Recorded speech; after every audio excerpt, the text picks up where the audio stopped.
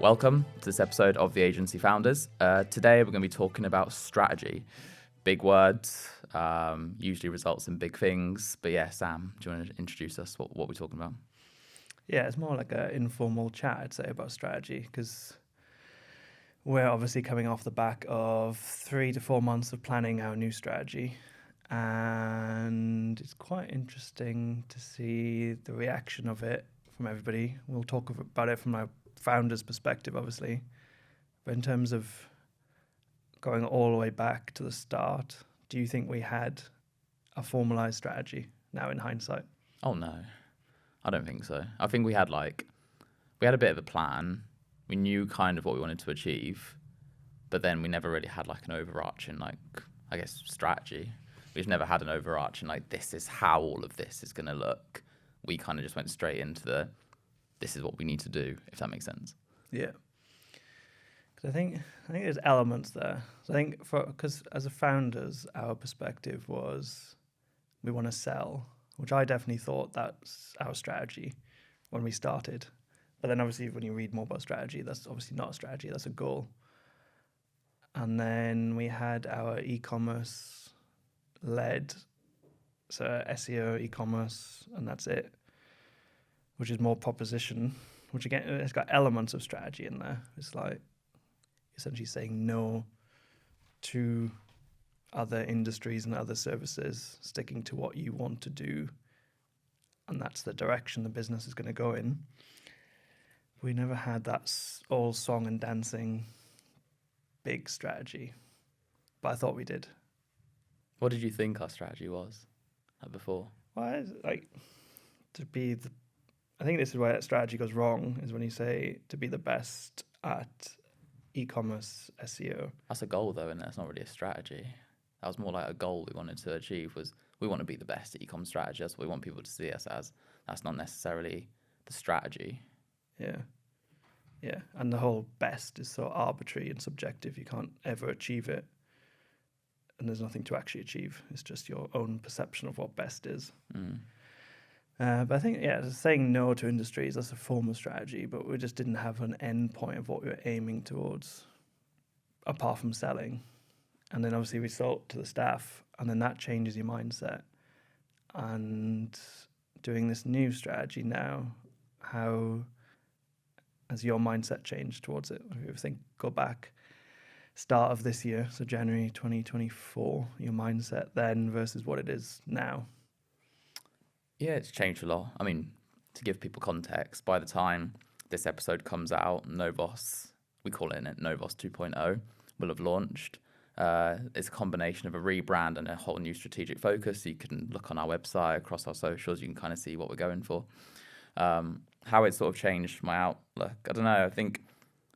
You remember our conversations we kind of had earlier this year anyway, and then back end of last year. Like for me, I get bored when, maybe bored's a harsh word, but I do get bored when things feel the same.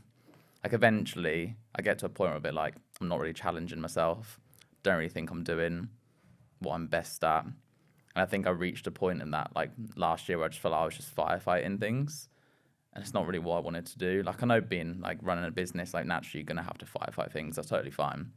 But just all the time, I wasn't really thinking about the future, wasn't really enjoying what's the next step. It was just like, right, what's the problem I need to deal with today?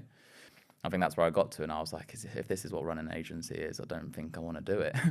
Because we've achieved what we kind of wanted to achieve. We've scaled something really cool, sold it to the team, done an amazing thing, disrupted the industry. We didn't really have a what's next.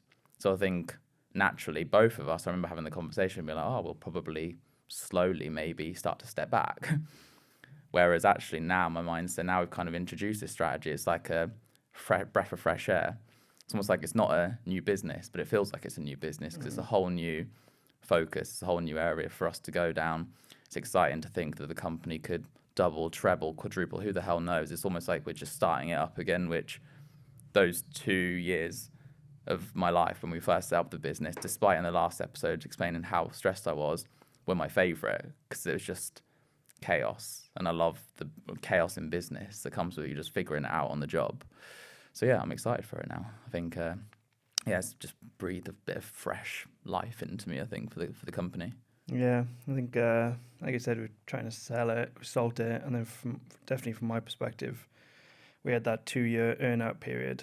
So then once that ended, like, yeah, I mean, you were planning, succession planning, potentially going down part-time. What does it look like to just be board advisory members? And then, essentially what you said, just new, fresh start, new direction. But I hadn't comprehended how that would have impacted us in that mindset, No. but then wider on the team in terms of just an extra boost and shot in the arm to like a new level. But then I think what I find interesting is like, does strategy have to mean growth? Because like we're at a point where it's like a very cool specialized agency that we could have just stayed as we were, maximized profits and shared the profits between staff, which on paper is awesome for staff. The concept is very, very cool. But then in reality, day to day, there wasn't that path for staff and for us of like what we wanted to go down. Make sense? Yeah. But like, there's so many like research studies out there which sort of show like, obviously money plays a huge role in people's decision making, but then it's the motivation part which matters the most, and like who you work with. So you could be earning loads of money, but if like you don't like the people you work around you and you don't really like the business, you're probably going to leave and go somewhere else and find the same money. So for us, it was like we could have shared all those profits, but if people just got a bit bored of working with us, they weren't really growing, learning, at some point, it kind of would have been all for nothing, really. So probably just be like, well, I could probably just go somewhere else at some point in my career, get the same amount I do with the profit share, but just in salary. That just isn't, I just don't think that would have been a viable option. We probably would have just ended up going backwards. Because we've seen other agencies do it where they get to a certain size, they've got a reputation, naturally that probably comes with, 1 or 2 really big clients. If you're just like, we're just going to sort of stay at this level, you lose one of those clients, it's a bit like, oh God, what do we do now? And I think that you get to a certain point where it's like, that's okay, and then you even need to grow, or you go even smaller, if that makes sense. I think we're just at that size where staying at this size just doesn't really happen. You either shrink for whatever reason, or you grow. Yeah. There's that general like mindset of business, isn't it? It's like to stay where you are, you need to keep growing and keep going forward, otherwise you do decline. I think it's interesting with us because we set it up and wanted to sell it from day one and just maximize the asset that we built. But then now we've got that reward.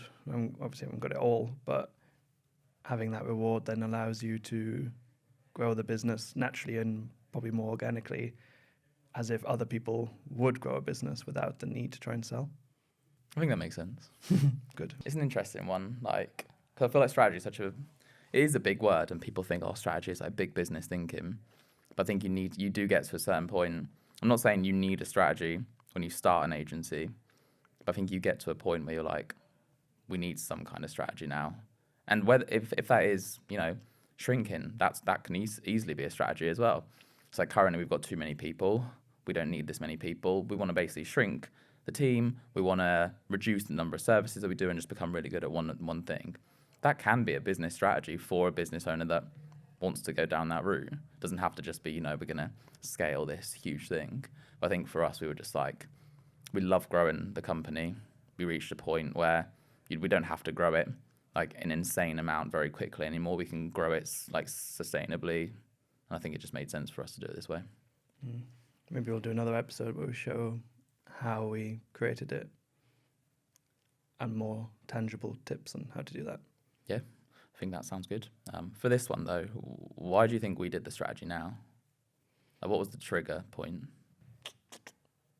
Good question. Thank you. I think it was that the earn-out ending, and then that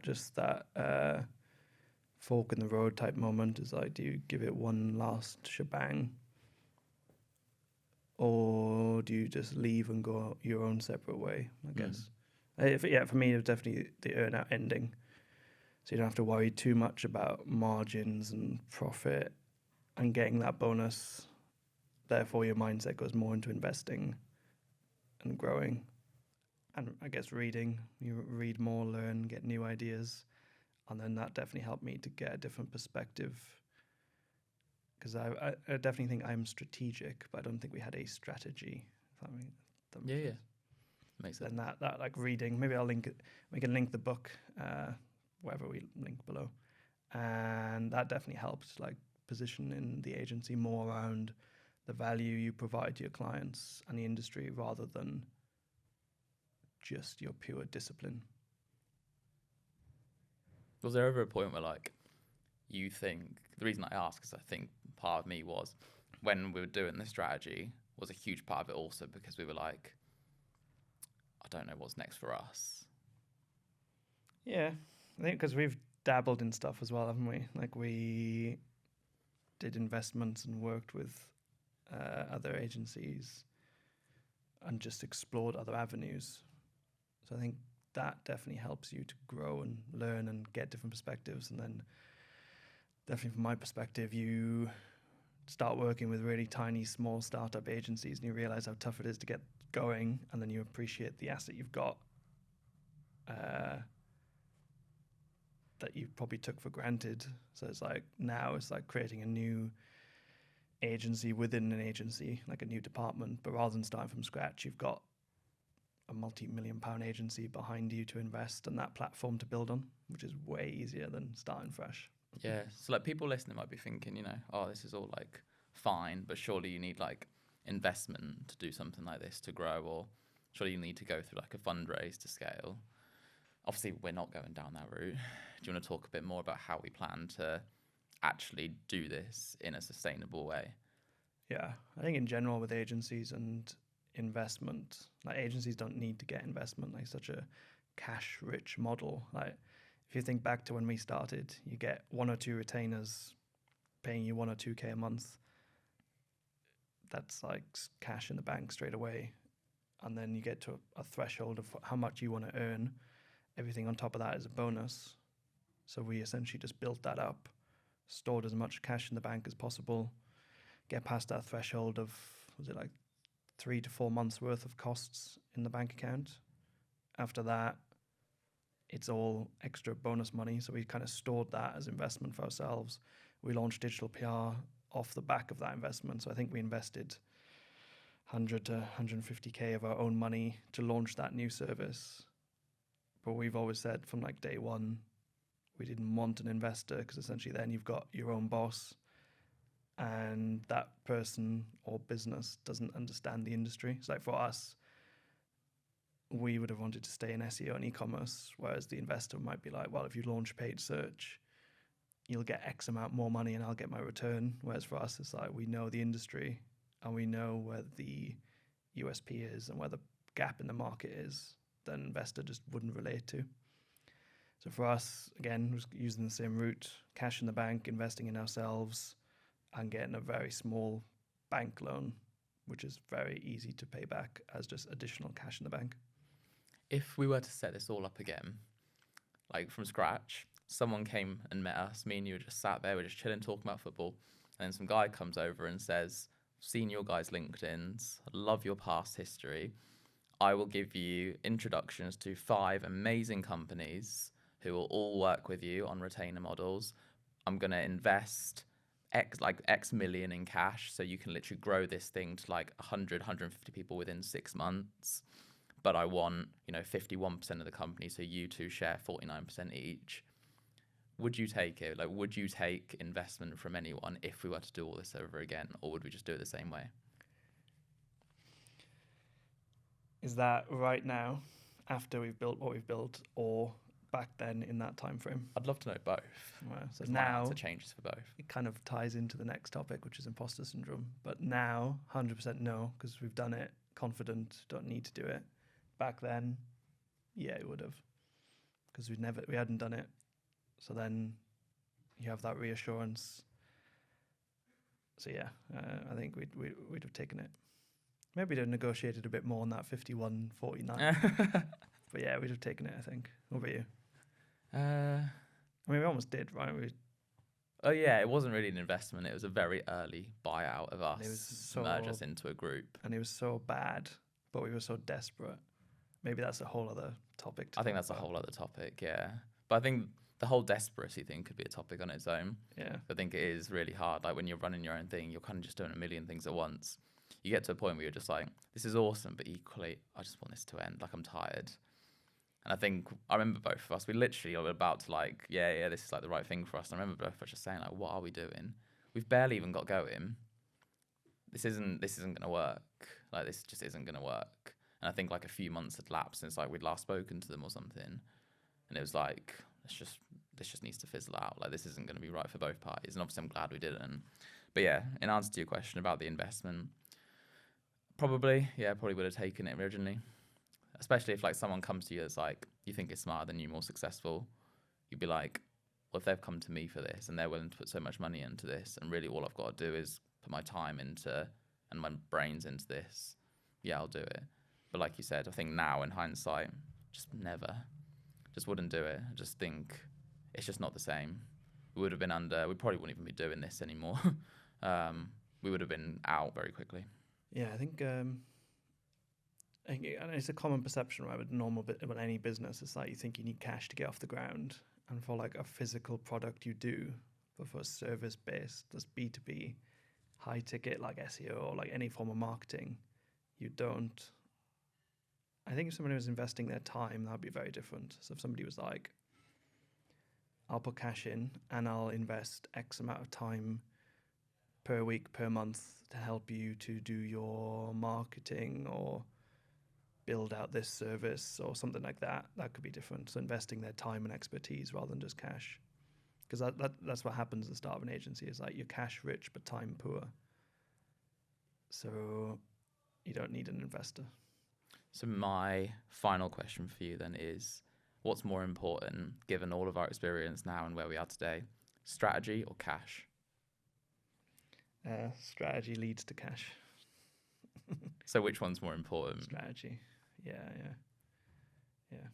But if we didn't have a business strategy, historically, like we sort of said at the start of the episode, and we've built up the cash and we've built up a business that's been successful to now invest in a strategy, are we just back, like, not right in that, then, in that case? It's like a full circle, but I think there was a form of a strategy there. Maybe it wasn't documented and communicated and sold as this longer term thing like we've done now, but there was something there around a gap in the market that we needed to exploit, and sticking to our guns and saying no to things, which is a huge form of strategy. And then another element of strategy is doing it within your own resources, which is something we 100% did. Like we didn't try and compete on all fronts in all markets outside of the UK internationally. It's like we stuck to what we could do within our means. Again, that's all a form of strategy, and looking at competitors.